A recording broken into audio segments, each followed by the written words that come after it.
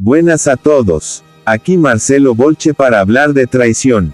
La traición desde dentro, una clave para comprender la caída de la Unión Soviética. La caída de la Unión Soviética suele explicarse con fórmulas cómodas y repetidas: ineficiencia económica, fracaso del socialismo, presión externa de Occidente.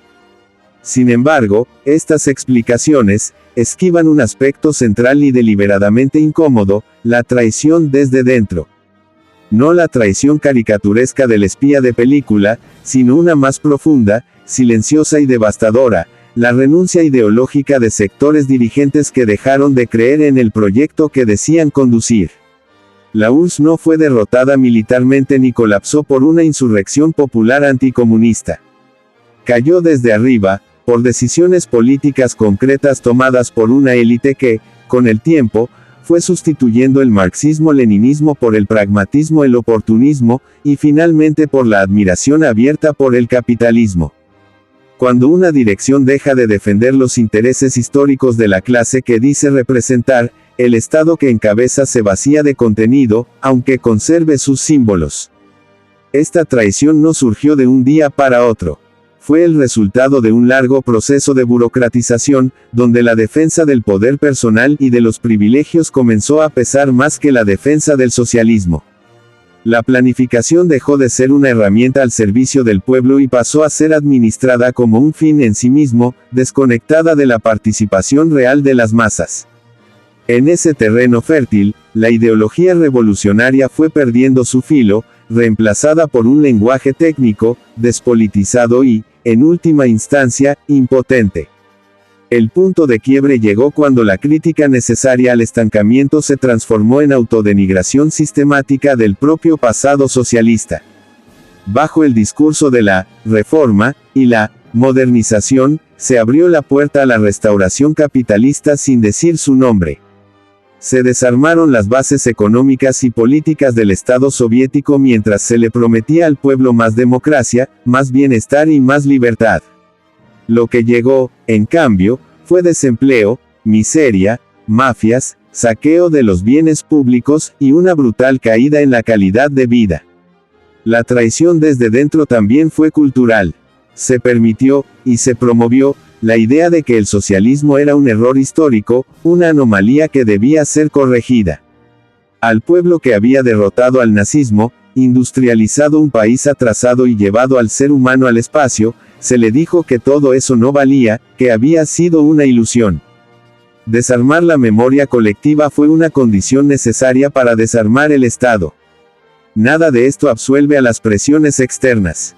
El cerco imperialista existió y fue real. Pero ningún enemigo externo puede derrotar a un proyecto si su dirección política está dispuesta a defenderlo. La Unión Soviética cayó cuando una parte decisiva de su conducción dejó de hacerlo, cuando la contradicción principal ya no fue entre socialismo e imperialismo, sino entre el pueblo soviético y quienes hablaban en su nombre mientras negociaban su rendición.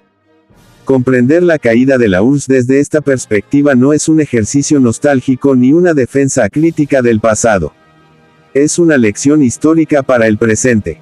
No hay proyecto emancipador que sobreviva si pierde claridad ideológica, si se separa de las masas y si tolera que la traición se vista de realismo.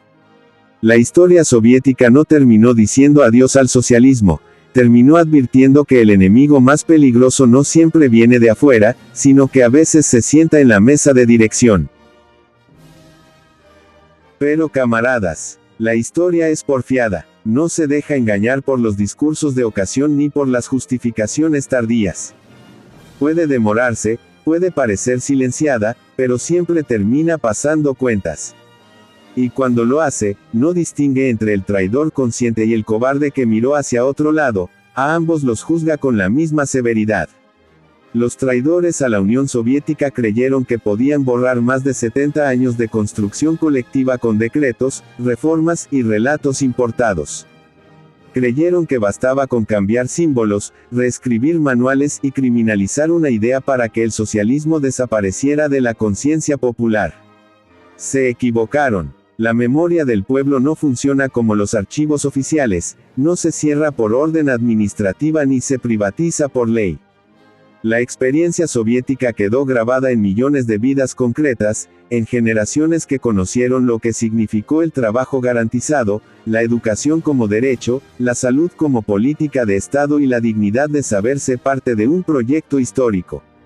Esa memoria, aún golpeada y fragmentada, sigue siendo un punto de referencia. No como postal idealizada, sino como prueba material de que otro orden social no solo es posible, sino realizable.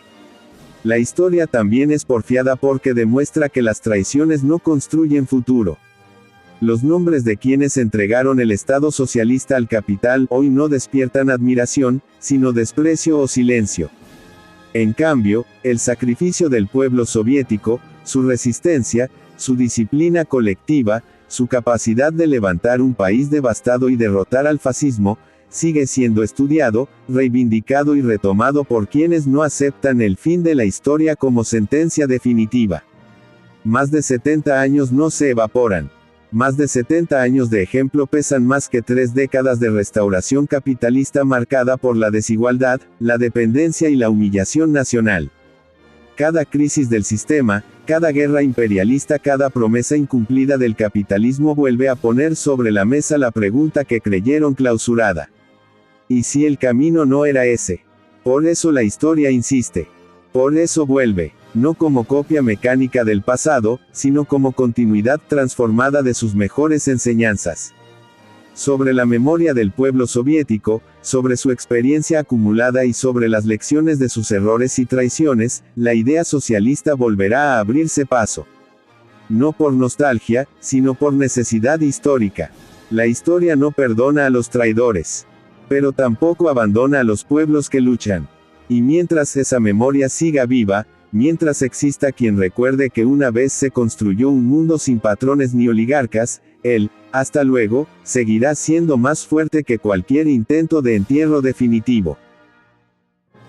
Muy bien, camaradas. Con este hasta luego me despido hasta nuestro próximo encuentro.